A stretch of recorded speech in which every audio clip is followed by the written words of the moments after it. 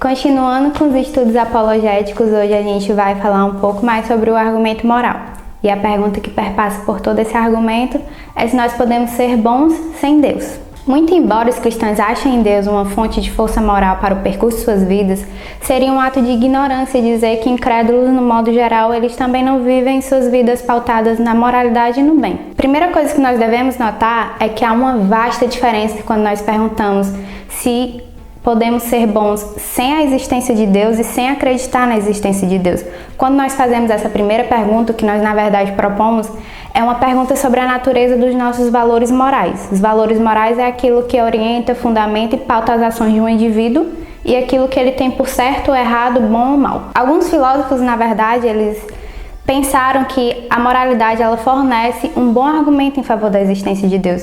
E um dos mais admiráveis foi William Shorley, que foi um professor de filosofia moral na Universidade de Cambridge.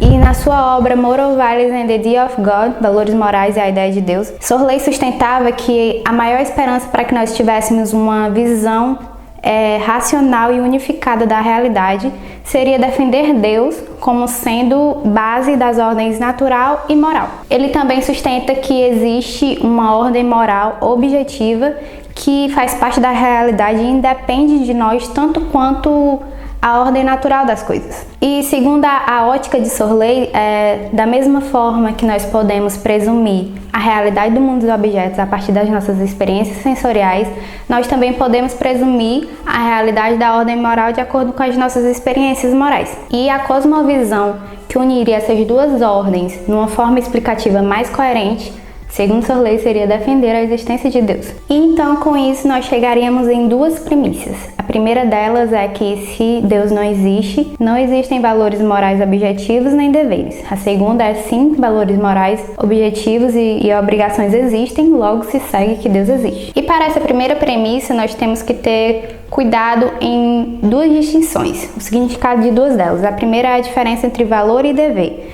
O valor tem a ver com algo ser bom ou mal, enquanto o dever tem mais a ver com algo ser certo ou errado. E aí nós poderíamos cair no pensamento de que essa distinção ela é desnecessária e que o que é bom estaria diretamente ligado ao que é certo, enquanto o que é mal estaria diretamente ligado ao que é errado.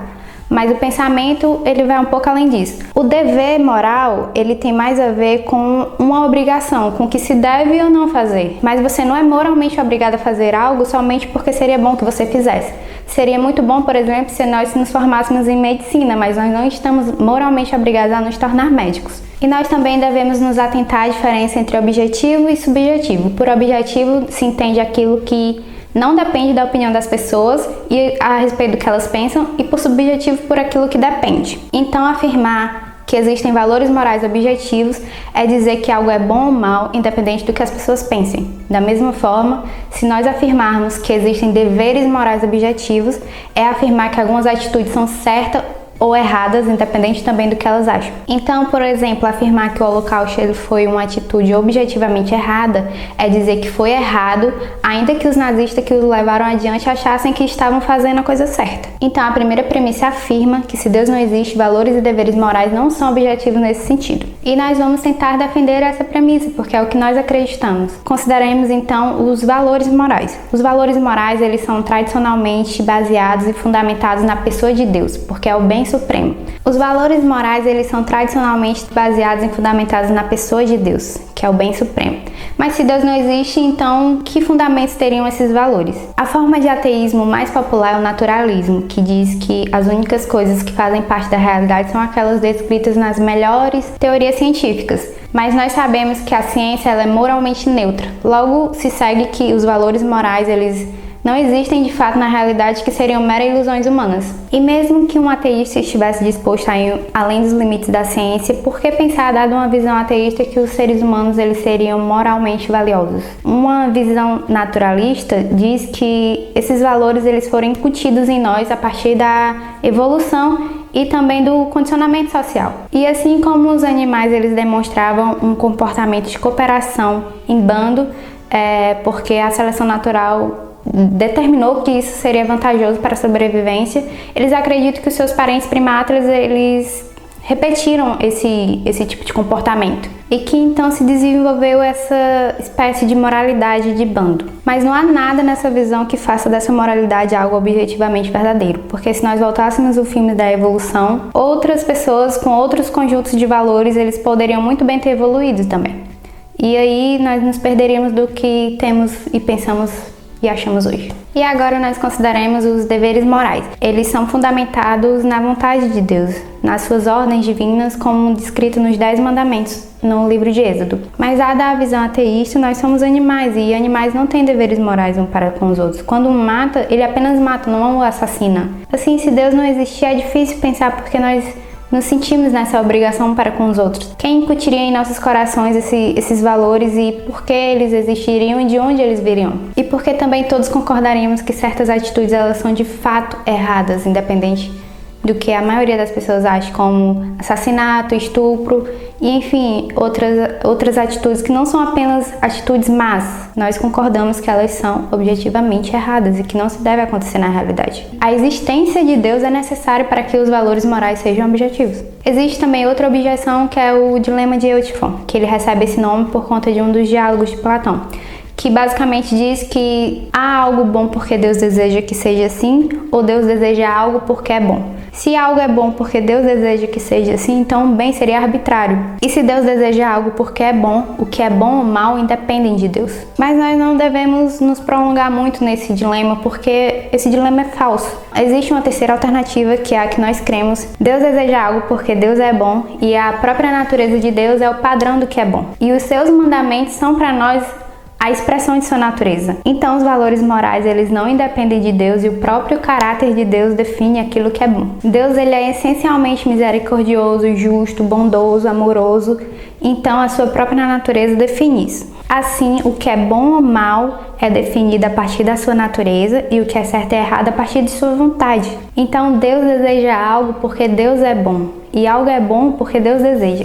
Platão também acreditava que o bem ou o mal eles existiriam por conta própria, como uma ideia autoexistente. O nome desse pensamento se dá como platonismo moral ateísta. Esse argumento ele se perde por falta da razão pela qual esses valores morais eles resultariam em obrigações morais para nós. E porque também nós deveríamos nos desvincular de valores como a cobiça, o ódio e o egoísmo. O platonismo moral ateísta, pela falta de um legislador moral, ele não resulta e nem fundamenta porque nós teríamos essa obrigação. E agora a segunda premissa, que diz que valores morais objetivos e deveres eles existem. Os filósofos, ao refletir sobre as experiências morais, eles não veem razão para desconfiar dela tanto quanto desconfiamos das experiências dos nossos 5 sentidos. Acreditamos naquilo que os nossos sentidos nos falam, que existe uma realidade em um mundo dos objetos à nossa volta. Mas os nossos sentidos eles não são infalíveis, mas isso não nos leva a não crer no mundo físico, por exemplo. E do mesmo modo, na ausência de alguma razão para desconfiar das nossas experiências morais, nós deveríamos acreditar no que ela nos diz, que, por exemplo, algumas atitudes elas são objetivamente certas ou erradas. Então a questão seria se nós teríamos alguma razão para desconfiar das nossas experiências morais. Alguns alegam que a explicação sociobiológica da origem dos nossos valores ela debilita a confiança que nós deveríamos ter na nossa experiência moral. Essa é aquela explicação que nós falamos no começo, que os nossos valores morais eles foram incutidos em nós a partir da evolução e do condicionamento social. A explicação sociobiológica ela de nada faz para diminuir a verdade das nossas crenças morais. Porque a verdade de uma crença, ela independe de como alguém veio a sustentá-la. Mas a objeção é que se as nossas crenças elas foram de fato incutidas em nós a partir da evolução, nós deveríamos desconfiar dela de fato. Porque a evolução ela não tem como fundamento a verdade, mas sim a sobrevivência. E o segundo problema dessa afirmação é que ela é autodestrutiva. Segundo a visão naturalista, as nossas crenças, não somente as morais, mas todas as nossas crenças, elas são fruto da evolução e do condicionamento social. Assim, a explicação evolucionária ela nos leva diretamente ao ceticismo acerca do conhecimento em geral. E esse argumento ele é autodestrutivo porque nós deveríamos ser céticos também é em relação ao processo evolucionário. E com isso, a objeção, ela destrói a si mesma. Portanto, respondendo à pergunta que fizemos no início do vídeo, não, nós não podemos ser bons sem Deus, mas se nós somos bons em alguma medida que seja, então se segue sim que Deus existe.